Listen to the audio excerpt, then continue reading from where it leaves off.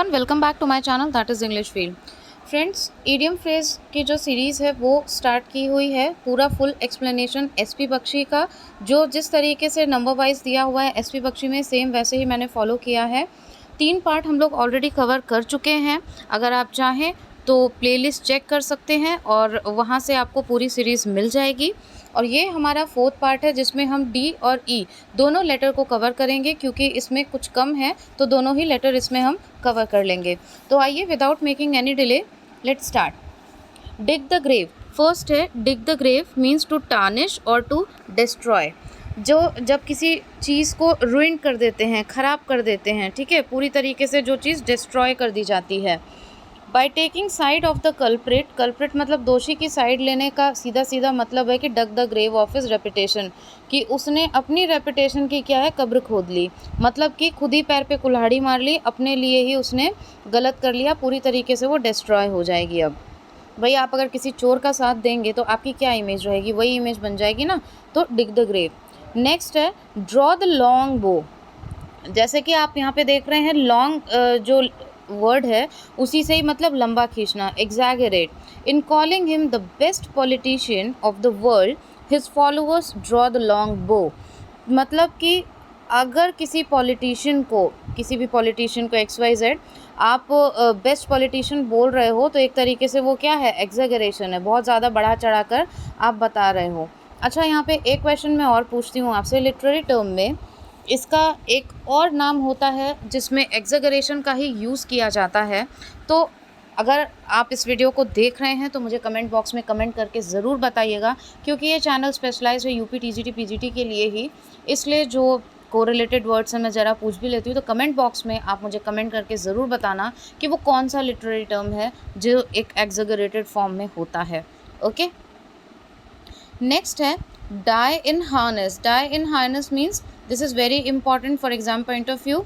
Die while working, काम करते समय किसी की डेथ होना। ठीक है, क्या मतलब निकलेगा इसका कि जब आप काम कर रहे हैं, यू आर एट वर्क, उस टाइम पे किसी की डेथ होना। मतलब कि जैसे आप कह सकते हो रिटायरमेंट से पहले डेथ होना, कई लोग होते हैं ना रिटायरमेंट के बाद डेथ होती है, रिटायरमेंट से पहले डेथ होना या फिर काम करते वक्त डेथ होना, that is called die in harness. A principal died in harness.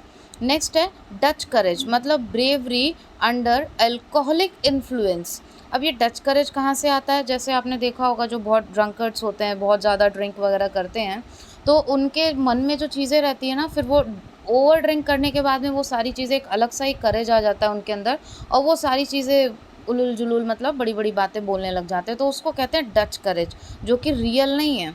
For example, drunkards often indulge in Dutch courage and boast of their imaginary qualities। boast मतलब दिखावा, बहुत बड़ी बड़ी बातें करने लग जाते हैं, जो इमेजिनेशन रहती है उनकी उसके बारे में, तो that is called Dutch courage.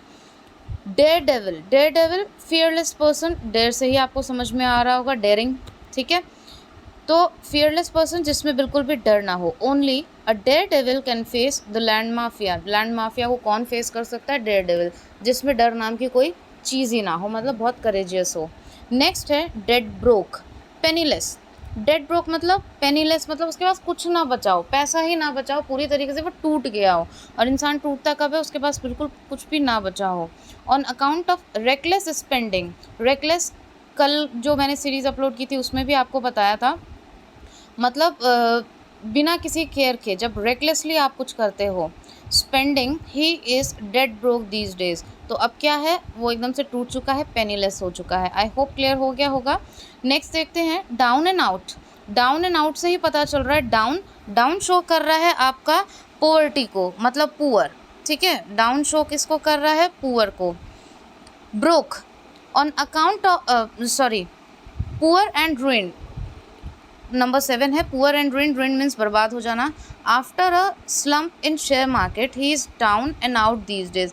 मतलब इन दिनों में जो शेयर मार्केट का पता है आपको, अप एंड डाउन चलता रहता है, उसमें आप पैसे लगाते हो।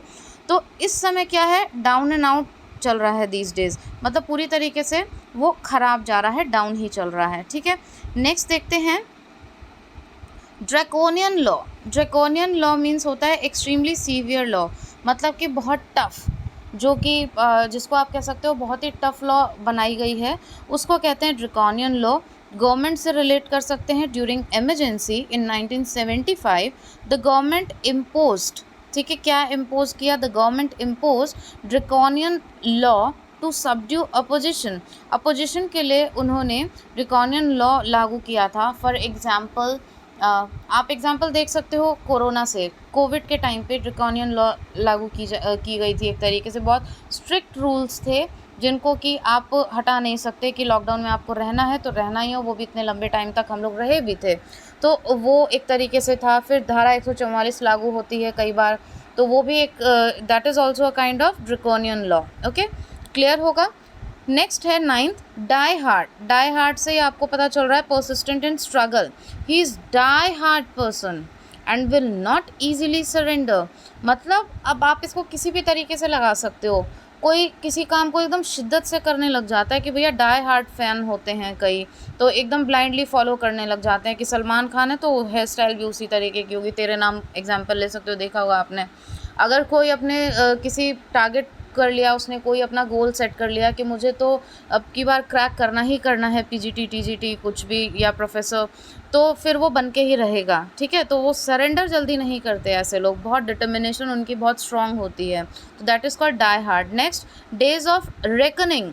डेज ऑफ कैसे? Reckoning, time to answer for one's actions.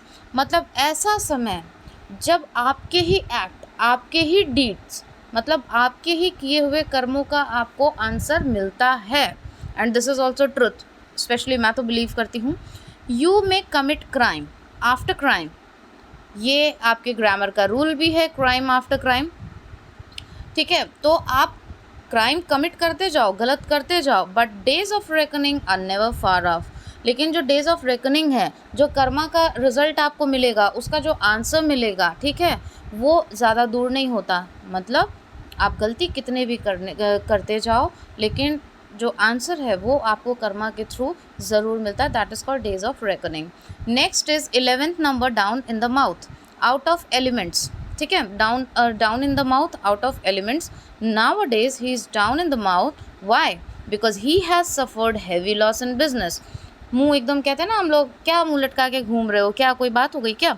So in that way कि मुंह लटका के घूमना कि मतलब मेरे अकॉर्डिंग नहीं हुआ, मुझे बहुत सारे लॉसेस हो रहे हैं, तो नेचुरली आप सैड ही होगे, खुश तो होगे नहीं। So that is called down in the mouth. Next is dog in the mango.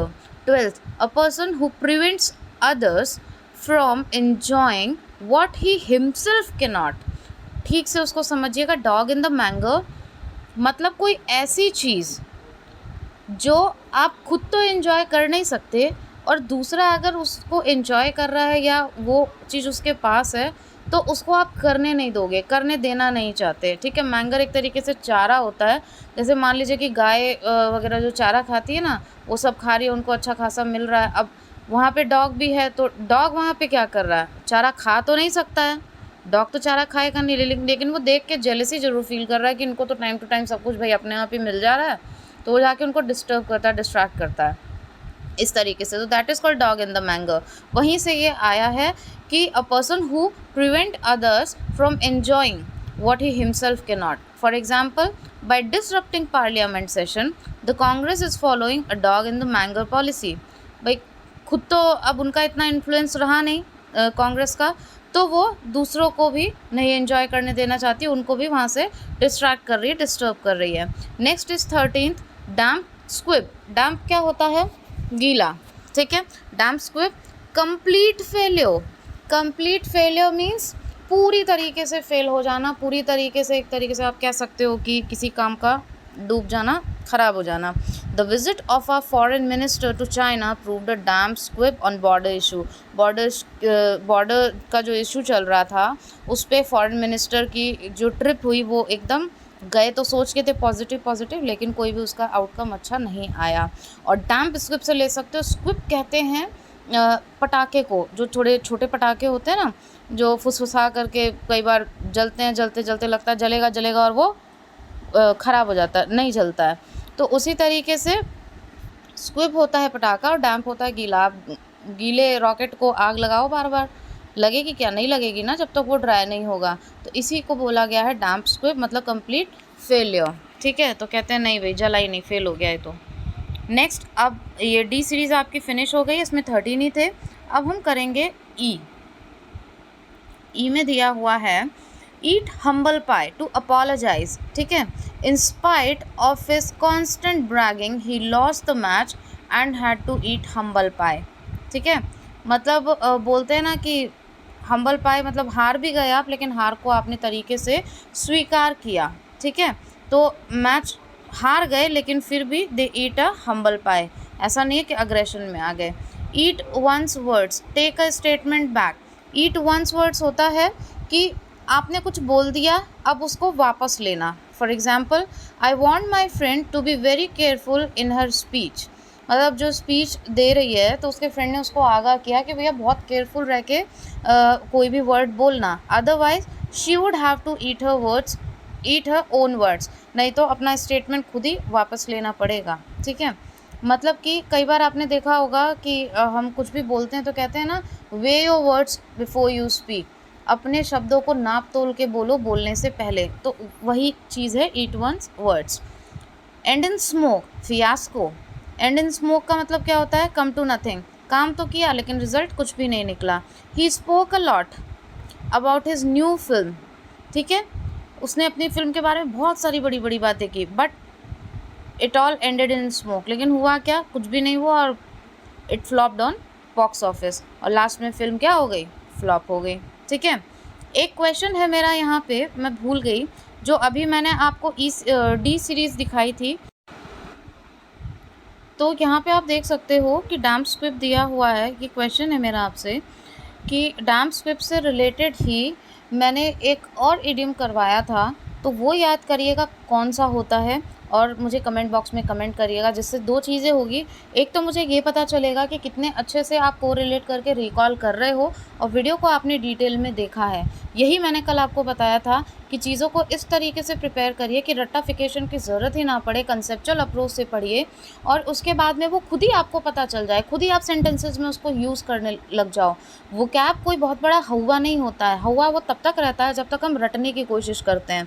उसमें दो चीज़ें होती है, या तो किसी ने हमें ठीक से समझाया नहीं, या फिर हमें वो समझ में आया नहीं। अब अगले की अप्रोच कैसी थी या आपके समझने का तरीका कैसा था, दोनों ही एकदम सही रहना चाहिए। चीज़ें बहुत टफ नहीं होती है, लेकिन हमारे ही हाथ में होता है कि हम उसको टफ बना दें समझाने में, और उसको इजी भी करके बहुत अच्छे से कर सकते हैं। तो डैम स्क्विब से रिलेटेड एक था, तो आप मुझे वो बताइएगा कि क्या रिलेटेड इससे इडियम मैंने पढ़ाया था। चलिए अब हम नेक्स्ट देखते हैं ई सीरीज़ अपनी। तो इसमें हमने किया था end in smoke come to nothing, फिर है एगॉन टू अर्ज समबडी, ठीक है। किसी को किसी चीज़ के लिए और ज़्यादा उकसाना। The captain egged the players on to continue the play foul till the end of the match. मतलब उन्होंने उनको क्या किया? उनको एगॉन किया, मतलब और कंटिन्यू रखने के लिए बोला एंथुजियाज्म के साथ में कि भाई आप अपना मैच क्या रखो, जारी रखो, ठीक है। नेक्स्ट है eke out supplement income. Eke out supplement income, to eke out his income he also works as a part time accountant in the evening. मतलब एक काम तो वो करता ही है, ठीक है, लेकिन उसके साथ में उसकी एक्स्ट्रा इनकम कहाँ से होती है, उसको कहते हैं एक आउट। मतलब दूसरी कहीं से भी एक और इनकम होती है। जैसे होता है ना, साइड बाय साइड आप कोई छोटा मोटा काम भी कर रहे हो, तो दैट थिंग इज़ कॉल्ड एक आउट। नेक्स्ट देखते हैं every dog has his day. ये तो सभी को पता होगा कि जैसे हिंदी में हम लोग बोलते हैं ना, अच्छा साउंड नहीं करेगा यहाँ पे, इंग्लिश में तो क्या है, कुछ भी बोल दो तो वो सही लगता है। बताना आप सही बोल रहे हो या नहीं मैम। तो every dog has his day, good Fortune comes sooner और लेटर। कि अच्छे दिन तो भाई आते हैं, फिल्मों में आपने ये डायलॉग ज़रूर सुने होंगे, ठीक है। तो अच्छे दिन आते हैं, आते ज़रूर हैं, इसीलिए मैं हमेशा बोलती हूँ कि स्टे पॉजिटिव। अच्छे दिन आएंगे, पॉजिटिव सोचोगे, सही दिशा में काम करोगे तो आपका प्रयास कभी विफल जाएगा नहीं। गुड फॉर्चून आएगा, चाहे देर से ही आए। Don't be disappointed, it is truly said that every dog has his day. तो वही मैं भी बोलती हूँ कि डिसअपॉइंट मत होइए, निराश मत होइए, सबका दिन ज़रूर आता है। अगर फर्स्ट अटैम्प्ट आप नहीं क्लियर कर पाए हो तो सेकंड में करोगे, सेकंड में नहीं कर पाए हो तो थर्ड में करोगे, but never lose hope, because day by day failure तो आपको दिख रहा है लेकिन एक्सपीरियंस बढ़ रहा है और आप सीख रहे हो अपनी गलतियों से, so definitely you will get something very good. Next, ever and anon, ठीक है, ever and anon, now and then sometimes he visits his parents ever and anon, मतलब रेगुलर नहीं, विजिट तो करता है अपने पेरेंट्स के पास में, मतलब मान लीजिए कोई बाहर काम कर रहा है तो कभी कभी वो अपने पेरेंट्स के पास में आता जाता रहता है, ठीक है। नेक्स्ट है 8, an eye wash a pretence, my friends promise to help me, just proved an eye wash. An eye wash से आपको क्या पता चल रहा है, यहाँ पे देखने से ही समझ में आ रहा होगा कि उसके फ्रेंड का जो प्रॉमिस था, जो वादे, फ्रेंड बहुत अच्छी गहरी दोस्ती होती है कई लोगों में, लेकिन होता क्या है वो एक छलावा दिखाई देता है। एन आई वॉश मतलब आंखें धुल गई, जब उसने साथ नहीं दिया तो आपकी आंखें धुल गई ना। पहले तो आपको लगता था नहीं, जैसे मान लीजिए किसी से आपने नोट्स मांगे तो उसने नोट्स बना रखे हैं अच्छे, आपका एग्ज़ाम था, आप बीमार थे, उसने बोला ठीक है मैं दे दूँगा या दे दूँगी व्हाटएवर, लेकिन लास्ट में जब एग्ज़ाम टाइम आया तो नहीं दिए उसने। पहले तो आपकी आंखें एकदम बंद थी उसके विश्वास में, लेकिन उसके बाद में आपकी आइज़ वॉश हो गई अच्छे से, आपको सब कुछ दिखाई दे गया कि आपका फ्रेंड तो क्या प्रूफ हो गया, एन आई वॉश, छलावा किया उसने, धोखा किया आपसे। सो ये दोनों लेटर्स हमारे यहाँ पे कंप्लीट होते हैं। ई पार्ट में बस 8 ही इडियम्स थे।